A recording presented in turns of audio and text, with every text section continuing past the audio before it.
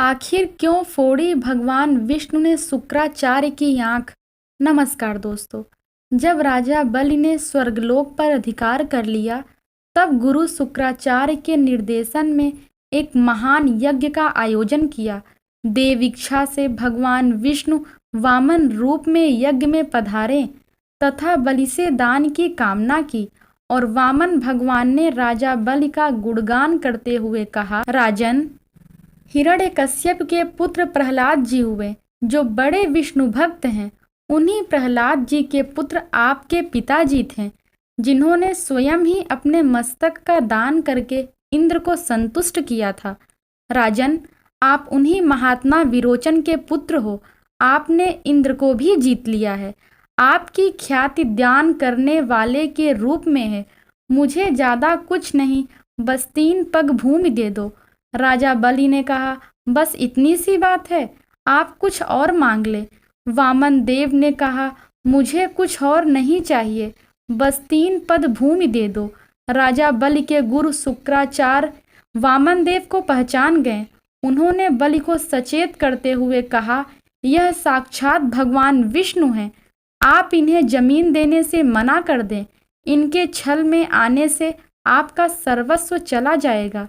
शुक्राचार्य के समझाने पर राजा बलि ने कहा, मैं प्रहलाद का पौत्र हूँ, वचन देने के बाद पीछे नहीं हट सकता। उन्होंने अपने गुरु के परामर्श पर ध्यान नहीं दिया और जल से भरा कलश हाथ में लेकर संकल्प करने लगे। बलि को दान करने से रोकने के लिए शुक्राचार्य राजा बलि के कमंडल में लघु रूप धारण करके प्रवेश कर गए।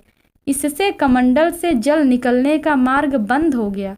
वामन भगवान शुक्राचार्य की चाल को समझ गए।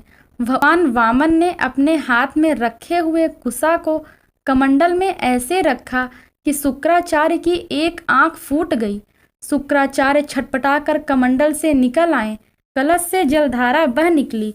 बलि से भूमि दान का संकल्प लेने के बाद भगवान वामन अपने विराट रूप में उपस्थित हो गए। उन्होंने एक पग में संपूर्ण पृथ्वी एवं दूसरे पग में ऊपर के सभी लोक को नाप दिया। 2 पग में संपूर्ण जगत को नापने के बाद भगवान वामन अपना विराट रूप छोड़कर पुनः वामन रूप में आ गए। इसके पश्चात भगवान वामन ने राजा बलि से पूछा, मैं अपना तीसरा पग कहाँ रखूं?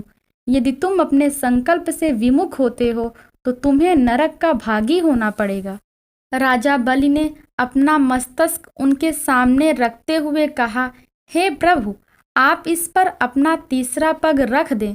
राजा बलि ने कहा, संपत्ति का स्वामी संपत्ति से बड़ा होता है। सब कुछ गंवा देने के बाद भी राजा बलि के अपने वचन से विमुख न होने की वजह से भगवान वामन अति प्रसन्न हो गए और उसे पाताल लोक का अधिपति बना दिया।